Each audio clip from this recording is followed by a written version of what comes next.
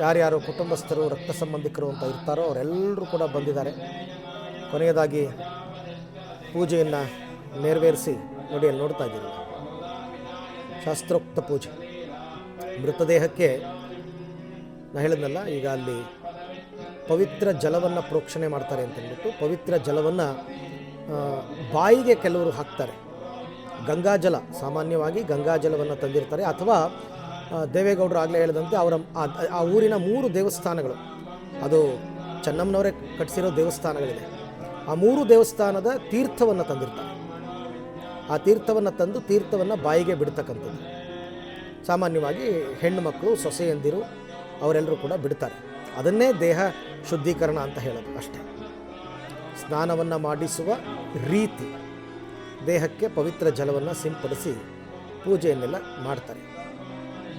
ಎಲ್ಲರೂ ಮಾಡಲ್ಲ, ಸಾಮಾನ್ಯ ಮಕ್ಕಳು, ರಕ್ತ ಸಂಬಂಧಿಕರು ಅವರು ಮಾತ್ರ ಮೊದಲ ಫಸ್ಟ್ ರಿಲೇಟಿವ್ಸ್ ಅಂತ ಯಾರು ಹೇಳ್ತಾರೆ, ಆ ಫಸ್ಟ್ ಲೆವೆಲ್ ರಿಲೇಟಿವ್ಸ್ಗಳನ್ನ ಕರೆದುಬಿಟ್ಟು ಮಾಡಿಸ್ತಾರೆ.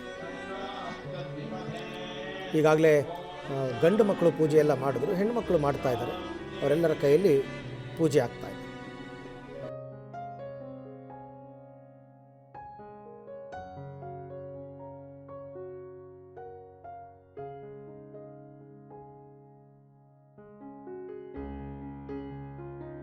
विश्वमुपदेवते पतिं विश्वस्याश्रयश्वरकं शाश्वतकं शिवाच्युतं नारायणं महाज्ञेयं विश्वात्मानं परायणं नारायणपरो ज्योतिरात्मा नारायणः परः.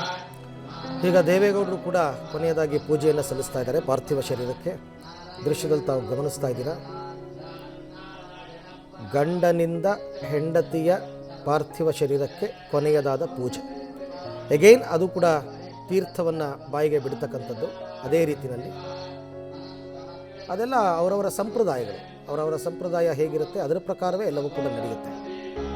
ಈಗ ದೇವೇಗೌಡರ ಕೈನಲ್ಲೂ ಕೂಡ ದೇಹಕ್ಕೆ ತೀರ್ಥ ಪ್ರೋಕ್ಷಣೆಯನ್ನು ಮಾಡ್ತಾ ಇರ್ತಕ್ಕಂಥದ್ದು ಗಮನಿಸ್ತಾ ಇದ್ದೀರಾ. ಸಾಮಾನ್ಯವಾಗಿ ಯಾಕೆ ಹೆಣ್ಣು ಮಕ್ಕಳು ಮುತ್ತೈದೆ ಸಾವನ್ನು ಬಯಸ್ತಾರೆ ಅಂತಂದರೆ, ಗಂಡನಿಂದ ಕ್ರಿಯೆ ಆಗಬೇಕು ಅಂತ ಅವರಲ್ಲಿ ಆಸೆ ಇರುತ್ತೆ. ಹಾಗಾಗಿ ಮುತ್ತೈದೆ ಸಾವು ಕೊಡಪ್ಪ ಅಂತ ದೇವರನ್ನ ಕೇಳ್ಕೊತಾರೆ ಸಂಪ್ರದಾಯದ ಪ್ರಕಾರ. ಅಂತ್ಯಕ್ರಿಯೆಗೂ ಮುನ್ನ ಕೊನೆಯ ವಿಧಿ ವಿಧಾನಗಳು ನಡೀತಾ ಇರೋದನ್ನು ದೃಶ್ಯದಲ್ಲಿ ತಾವೀಗ ಗಮನಿಸ್ತಾ ಇದ್ದಾರೆ. ಒಂದು ಕಡೆ ಪುರುಷ ಸೂಕ್ತದ ಪಠಣೆ ಆಗ್ತಾ ಇದೆ ಪುರೋಹಿತರಿಂದ, ಮತ್ತೊಂದು ಕಡೆ ಕೊನೆಯ ಪೂಜೆ ಪುನಸ್ಕಾರವನ್ನು ಮಾಡಲಾಗ್ತಾ ಇದೆ. ಸೊ ದೇವೇಗೌಡರು ಅವರು ಗಂಡನಾಗಿ ಅವರ ಕರ್ತವ್ಯವನ್ನು ಮಾಡಿದ್ದಾರೆ. ಹೆಂಡತಿ ತೀರ್ಕೊಂಡ ಸಂದರ್ಭದಲ್ಲಿ ಗಂಡನಾಗಿ ಏನು ಕರ್ತವ್ಯವನ್ನು ನಡೆಸಬೇಕು ಸಂಪ್ರದಾಯಬದ್ಧವಾಗಿ ಅದನ್ನು ಈಗಾಗಲೇ ಮಾಡಿದ್ದಾರೆ. ಸೊ ಈಗ ಕೊನೆಯದಾಗಿ ಪೂಜೆ ಎಲ್ಲ ಮುಕ್ತಾಯ ಆಗಿದ್ದರೆ ದೇಹವನ್ನು ಅಲ್ಲಿಂದ ತೆಗಿತಾರೆ, ಹೊರ ತೆಗೆದು ಆ ಪಲ್ಲಕ್ಕಿ ಮೆರವಣಿಗೆಗೆ ಅನುವು ಮಾಡಿಕೊಡ್ತಾರೆ. ದೇವೇಗೌಡರು ಪಾಪ ತುಂಬ ಕಷ್ಟ ಅವರಿಗೆ ಆಗಲ್ಲ, ಆದರೂ ಎಲ್ಲದರಲ್ಲೂ ಅವರು ಭಾಗಿಯಾಗ್ತಾ ಇದ್ದಾರೆ. 94 ವರ್ಷ ತಮಾಷೆ ಅಲ್ಲ. ಎಲ್ಲರೂ ಕೂಡ ತಾಯಿಯನ್ನು ಕಳಿಸ್ಕೊಡ್ತಾ ಇದ್ದಾರೆ. ತಾಯಿಯನ್ನು ಕಳಿಸ್ಕೊಡುವಂತಹ ದುಃಖದ ನಡುವೆ ಕರ್ತವ್ಯವನ್ನು ಕೂಡ ಮಾಡಬೇಕಲ್ಲ. ದೇಹಾಂತ್ಯವಾದ ನಂತರ ಮಾಡಬೇಕಾದ ಕ್ರಿಯೆಗಳು ಅದನ್ನು ಎಲ್ಲರೂ ಮಾಡಬೇಕು, ಮಾಡ್ತಾ ಇದ್ದಾರೆ. ಸಾಕಷ್ಟು ಜನ ರಾಜಕೀಯ ಗಣ್ಯರು, ಮಠಾಧೀಶರು, ಸಾರ್ವಜನಿಕರು ಸಾಕ್ಷಿಯಾಗಿದ್ದಾರೆ ಈ ಕಾರ್ಯಕ್ಕೆ. ದೇವೇಗೌಡರು ಈಗ ಕೊನೆಯ ಪೂಜೆಯನ್ನು ಮಾಡಿ ಪಾರ್ಥಿವ ಶರೀರಕ್ಕೆ ಅಲ್ಲಿಂದ ಈಗ ಅವರು ಆಗಮಿಸಿ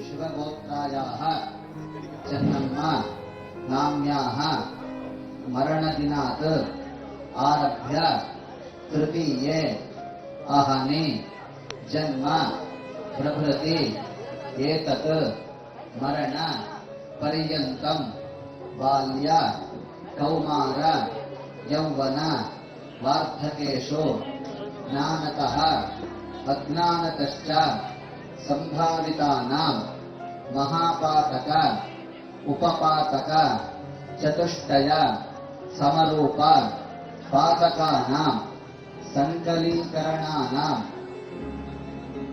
संकलीकरणानां मलनीकरणानाम् अपात्रीकरणानां कायिक वाचक मानसिक सांसर्गिक स्पृष्ट अस्पृष्ट सकल दुष्कर्म कृत पाप निवारण अर्थम मरणकाले दक्षिणायन मरण मरणकाले स्थिरवार मरण दोष निवारण अर्थम ऊर्ध्वोच्चिष्ट अधोच्चिष्ट अंतर मरण अस्नान मरण शव खट्व मरणादि समस्त दोष परिहार अर्थम औध्व दैहिक कर्माधिकार योग्यता सिद्ध्यर्थम यथाशक्ति ಹಿರಣ್ಯದಾನಂ ಕರಿಷ್ಯೆ. ಮೃತರಾದಂತಹ ತಾಯಿಯವರು ಮರಣ ಆದಂತಹ ಸಂದರ್ಭದಲ್ಲಿ ಯಾವುದೇ ವಿಧವಾದಂತಹ ದೋಷಗಳಿದ್ರು ಅವ್ರನ್ನ ನಮ್ಮ ಮಕ್ಕಳು ಎದುರ್ಕಾಣ್ತಾ ಇರ್ತಕ್ಕಂಥ ರಘುನಾಥನ ಸಾನ್ನಿಧ್ಯದಲ್ಲಿ ಇವತ್ತು ಅವ್ರನ್ನ ಸಮಾಧಿ ಮಾಡಬೇಕು ಅನ್ನೋದು ತೀರ್ಮಾನ ಮಾಡಿರೋದು ನನ್ನ ಮಕ್ಕಳೇನೆ. ನನ್ನ ಅಡೆಯಂದಿರೂ ಇಲ್ಲೇ ಇದ್ದಾರೆ, ಹೆಣ್ಣು ಮಕ್ಕಳು ಇಲ್ಲೇ, ಎಲ್ಲರೂ ಸೇರಿ ಈ ಒಂದು ತೀರ್ಮಾನಕ್ಕೆ ಬಂದರು. ಈ ಜಮೀನ ಕ್ರಯಕ್ಕೆ ಬರೆಸ್ಕೊಂಡು ತಾಯಿಗೆ ಜಮೀನು ಬೇರೆ ಕಡೆ ಇತ್ತು, ಕೊಡುಗೆ ಕಡೆ, ಅಲ್ಲಿ ಸಮಾಧಿ ಮಾಡಬೇಕು ಅನ್ನೋದು ನನ್ನ ಇಚ್ಛೆ.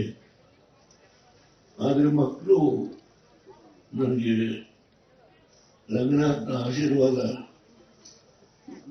ನಾನು ಈ ದೇಶದ ಪ್ರಧಾನಮಂತ್ರಿ ಆಗುವ ಮಟ್ಟಕ್ಕೆ ಬೆಳೀಲಿಕ್ಕೆ ಒಂದು ಕಡೆ ರಂಗನಾಥನ ಆಶೀರ್ವಾದ ಇದ್ರೆ, ಇನ್ನೊಂದು ಕಡೆ ನನ್ನ ಅಗಲಿ ಹೋಗಿರೋ ನಾನು ಕಣ್ಣೀರು ಹಾಕಲಿಲ್ಲ.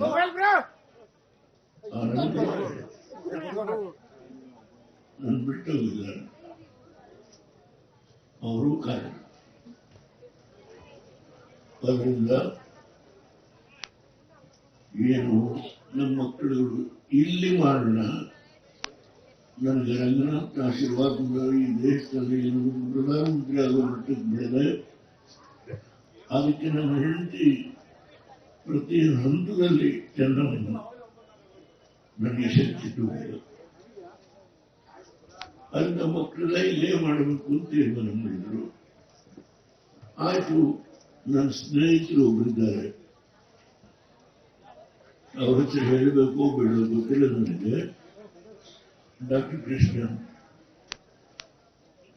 ಇವರೆಲ್ಲ ಸೇರಿ ನಮ್ಮ ಹಳೆಯವರು ಎಲ್ಲ ಹೆಣ್ಮಕ್ಳು ಎಲ್ಲ ಲೆಕ್ಕಾಚಾರ ಮಾಡಿ ಇಲ್ಲಿ ಮಾಡೋದು ತೀರ್ಮಾನ ಮಾಡಿದ್ರು.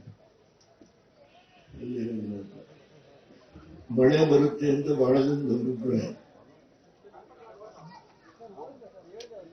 ನಾನು ನನ್ನ ಭಕ್ತಲ್ಲಿ ಕೂತರು ಹಿರಿಯ ರಾಜಕಾರಣಿಗಳಿಗೆ ಎಳ್ಳಷ್ಟು ತೊಂದರೆ ಆಗಲ್ಲ, ಅಲ್ಲಿ ಬೆಟ್ಟಿನ ಮೇಲೆ ನಮ್ಮನ್ನ ಸದಾ ಆಶೀರ್ವಾದ ಮಾಡ್ಕೊಂಡು ಬಂದಿರ್ತಕ್ಕಂಥ ರಂಗನಾಥ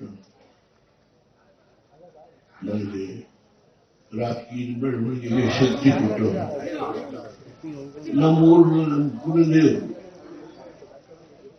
ಶೃಂಗೇರಿ ಜಗದ್ಗುರುಗಳು ಬಂದು ಬಸವೇಶ್ವರ ಅನ್ನೋ ಹೆಸರನ್ನ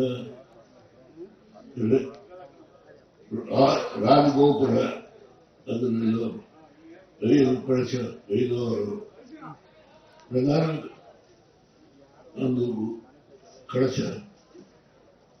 ಶೃಂಗೇರಿ ಜಗದ್ಗುರುಗಳು ಭಾರತೀಯ ತೀರ್ಥ ಸ್ವಾಮಿಗಳು ಎಲ್ಲ ನೆರವೇರಿಸಿ,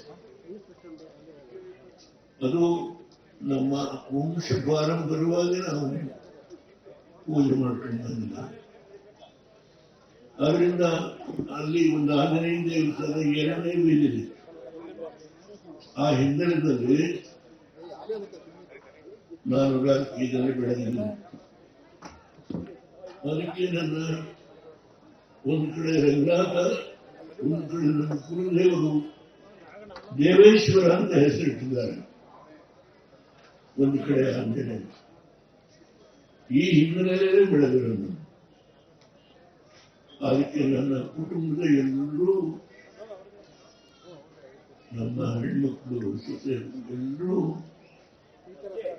ನನ್ನ ಬೆಳವಣಿಗೆಗೆ ಒಂದಲ್ಲ ಒಂದು ರೀತಿ ಸಹಕಾರ ಕೊಟ್ಟಿದ್ದಾರೆ.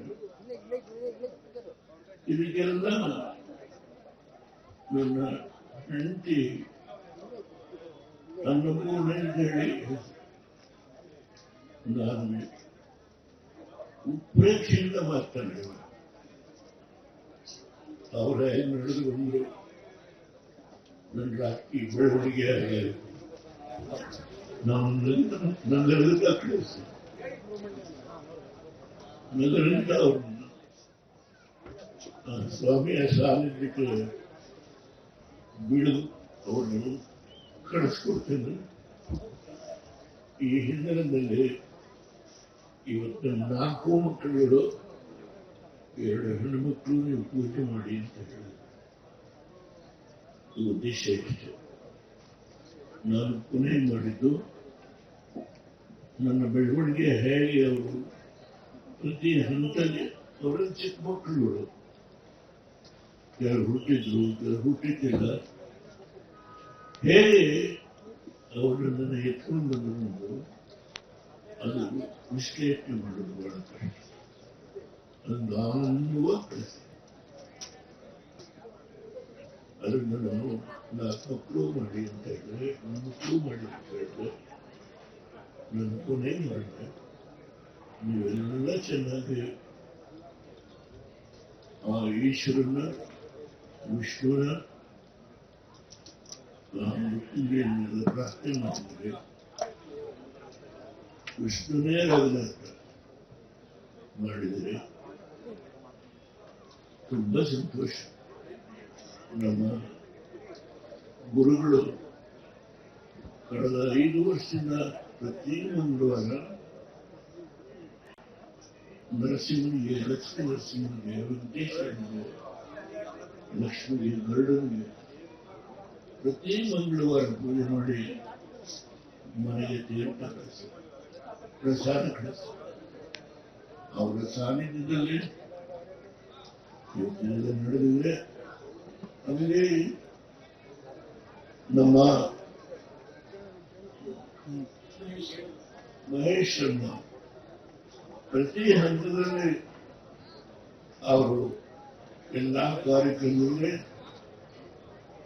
ನಮ್ಮ ಕುಟುಂಬಕ್ಕೆ ಶ್ರೇಯಸ್ಸನ್ನ ಅವರು ಬರ್ತಕ್ಕಂಥದಕ್ಕೆ ಪೂಜೆ ಒಂದು ಕಡೆ, ಇದು ನಮ್ಮ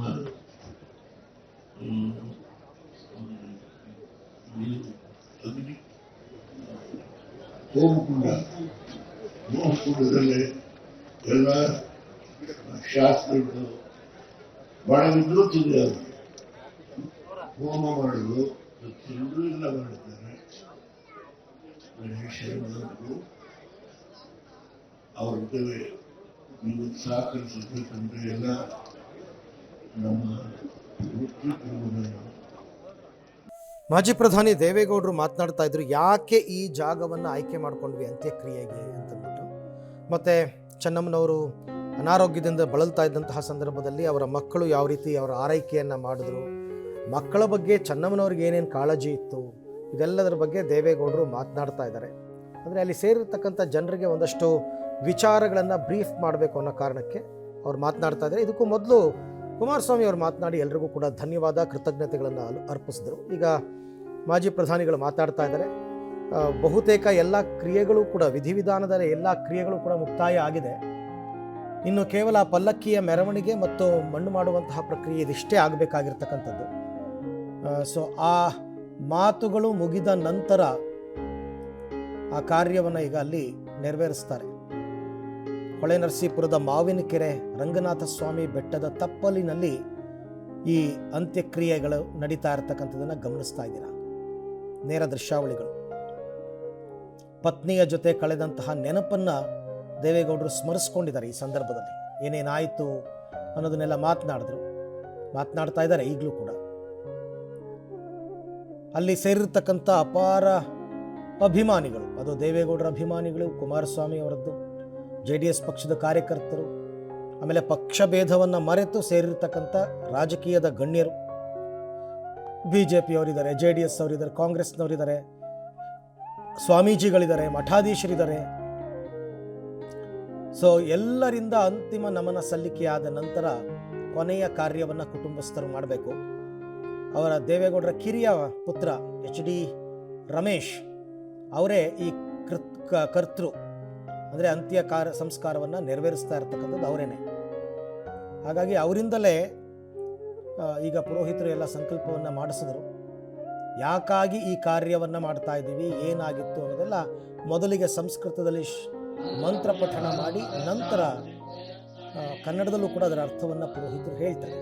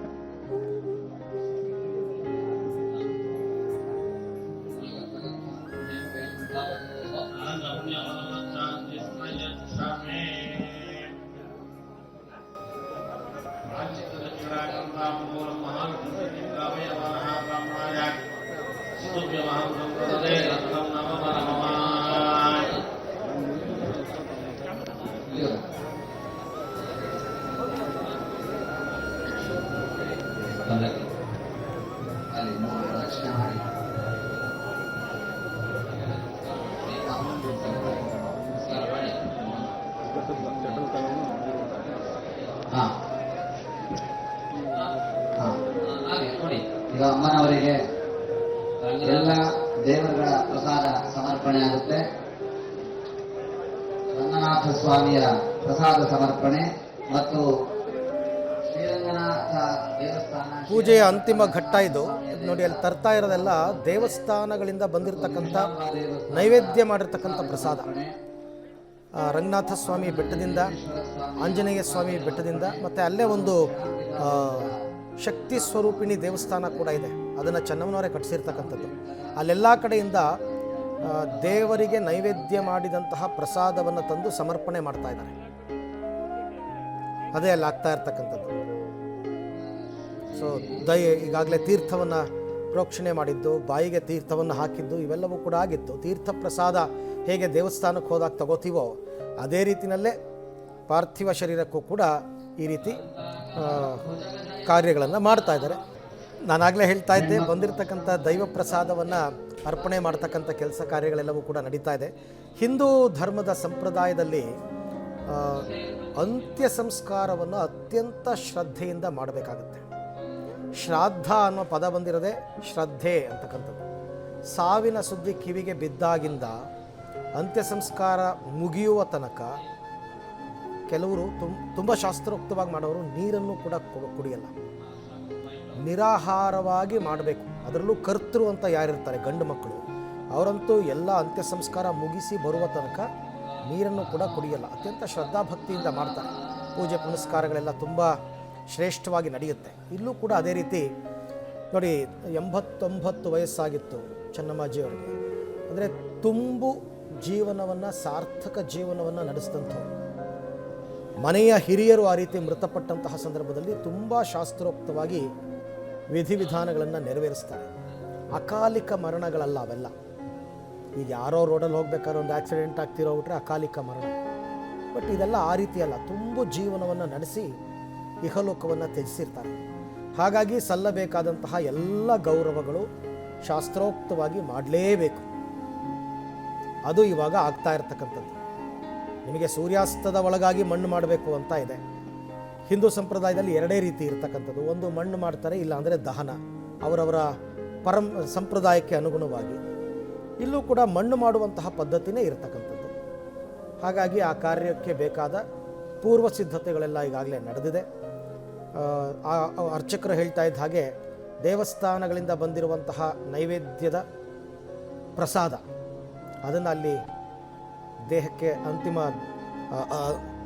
ದರ್ಶನಕ್ಕೆ ಬಂದಂಥವ್ರಿಗೆಲ್ಲ ಕೊಡ್ತಾರೆ.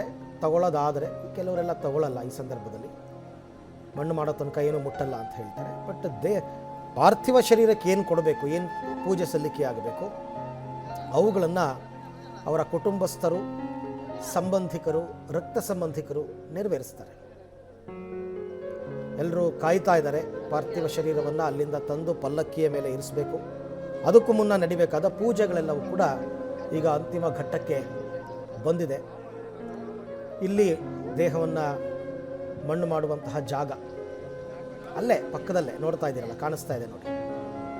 ಪಲ್ಲಕ್ಕಿ ಕೂಡ ಅಲ್ಲೇ ಇದೆ, ಪಾರ್ಥಿವ ಶರೀರ ಕೂಡ ಅಲ್ಲೇ ಇಟ್ಟಿದ್ದಾರೆ. ಮನೆಯ ಕುಟುಂಬಸ್ಥರ ವತಿಯಿಂದ ಆಗಬೇಕಾದ ಪೂಜೆಗಳು ಏನೇನಾಗುತ್ತೆ ಅದನ್ನು ಮಾಡಬೇಕು, ಮಾಡ್ತಾ ಇದ್ರು. ಅದೆಲ್ಲ ಮುಕ್ತಾಯ ಆಗಿದೆ. ದೇವೇಗೌಡರೇ ಕೊನೆಯದಾಗಿ ಪೂಜೆಯನ್ನು ಮಾಡಿದ್ರು. ಅದರ ಉಸ್ತುವಾರಿ ಕಂಪ್ಲೀಟಾಗಿ ದೇವೇಗೌಡರ ಹೆಣ್ಣು ಮಕ್ಕಳಿದ್ದಾರೆ, ಸೊಸೆಯಂದಿರಿದ್ದಾರೆ, ಅವರೇ ನೋಡ್ಕೋತಾ ಇದ್ದಾರೆ. ಆಗಲೇ ನಾನು ಹೇಳ್ತಾ ಇದ್ದ ಹಾಗೆ ಮುತ್ತೈದೆ ಸಾವಿನಲ್ಲಿ ಪೂಜೆಗಳು ಜಾಸ್ತಿ, ಪೂಜೆ ಪುನಸ್ಕಾರಗಳು ಜಾಸ್ತಿ. ಮುತ್ತೈದೆಯಾಗಿ ಕಳಿಸ್ಕೊಡ್ತಕ್ಕಂಥದ್ದು ತುಂಬ ಶ್ರೇಷ್ಠ. ಹಾಗಾಗಿ ಈಗ ಅಲ್ಲಿ ನಡೀತಾ ಇರ್ತಕ್ಕಂಥ ಪೂಜೆಗಳೆಲ್ಲ ಸ್ವಲ್ಪ ಸಮಯವನ್ನು ಹೆಚ್ಚು ತಗೋತಾ ಇದೆ, ಹೆಚ್ಚು ಸಮಯವನ್ನು ಪಡಿತಾ ಇರ್ತಕ್ಕಂಥದ್ದು. ಅದೇ ಕಾರಣಕ್ಕೋಸ್ಕರ ಪುರೋಹಿತರು ಒಂದು ಸಾರ್ತಿ ಎಲ್ಲವೂ ಮುಗಿತು, ಇನ್ನು ದೇಹವನ್ನು ಇಲ್ಲಿಂದ ತೆಗೆಯಬಹುದು ಅಂತ ಹೇಳಿದ್ರೆ ಆಗ ದೇಹವನ್ನು ಅಲ್ಲಿಂದ ಅವರು ತೆಗೆದು ಪಲ್ಲಕ್ಕಿಯಲ್ಲಿ ಮೆರವಣಿಗೆ ಮಾಡ್ತಾರೆ. 3 ರೌಂಡು ಅಥವಾ 1 ರೌಂಡ್ ಅಥವಾ 3 ರೌಂಡ್. ಅದಕ್ಕೆ ಕುಟುಂಬಸ್ಥರೆಲ್ಲ ಹೆಗಲು ಕೊಡ್ತಾರೆ ಪಲ್ಲಕ್ಕಿಗೆ. ಶವ ಸಂಸ್ಕಾರದ ಸಂದರ್ಭದಲ್ಲಿ ಪಲ್ಲಕ್ಕಿಗೆ ಹೆಗಲು ಕೊಡೋದು ಕೂಡ ಒಂದು ಪುಣ್ಯದ ಕೆಲಸ ಅಂತ ನಂಬಿಕೆ ಇರೋದು. ನೋಡಿ ಹೇಗಿರುತ್ತೆ ಅಂತಂದರೆ, ಕಳ್ಕೊಂಡಿರ್ತಕ್ಕಂಥ ದುಃಖ ಒಂದು ಕಡೆ, ಆ ದುಃಖದ ನಡುವೆ ನಿಭಾಯಿಸಲೇಬೇಕಾದ ಜವಾಬ್ದಾರಿ ಒಂದು ಕಡೆ. ಇದು ಮಕ್ಕಳುಗಳಿಗೆ ಬರ್ತಕ್ಕಂಥ ಸಂಕಷ್ಟದ ಸಂದರ್ಭ. ಆದರೆ ಮಾಡಲೇಬೇಕು. ತಂದೆ ತಾಯಿಯ ಕಾರ್ಯವನ್ನು ಮಕ್ಕಳಾಗಿ ಹುಟ್ಟಿದವರು ಮಾಡಬೇಕಾಗಿರ್ತಕ್ಕಂಥದ್ದು ಅವರ ಪರಮಶ್ರೇಷ್ಠ ಕಾರ್ಯ. ಮಾಡಲೇಬೇಕು. ಹಿಂದೂ ಸಂಪ್ರದಾಯದಲ್ಲಿ ಅದೊಂದು ಪುಣ್ಯದ ಕೆಲಸ ಅಂತ ಅಂದ್ಕೊಂಡೇ ಮಾಡಿಸ್ತಾರೆ. ಪುರೋಹಿತರು ಕೂಡ ಪ್ರತಿಯೊಂದರ ಅರ್ಥವನ್ನು ಹೇಳಿ ಈ ಕೃತ್ಯಗಳನ್ನು ಯಾಕೆ ಮಾಡ್ತಾ ಇದ್ದೀವಿ, ಈ ಪೂಜೆ ಯಾಕೆ, ಇದು ಯಾಕೆ ಅಂತ ಅರ್ಥ ಹೇಳಿ ಮಾಡಿಸ್ತಾರೆ. ಎಲ್ಲ ಗೊತ್ತಾಗಲಿ ಅನ್ನೋ ಕಾರಣಕ್ಕೋಸ್ಕರ.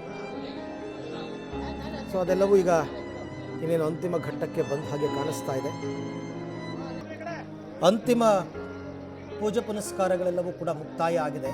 ಜನ ಕೂಡ ತುಂಬ ಸೇರ್ತಾ ಇದ್ದಾರೆ ಪಲ್ಲಕ್ಕಿ ಹತ್ತಿರ ಬಂದು.